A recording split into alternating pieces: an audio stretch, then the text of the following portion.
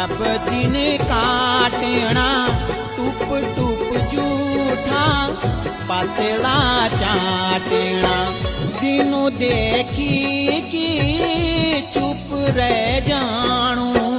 प्रीत बिना कै मानी रुसाणू प्रीत बिना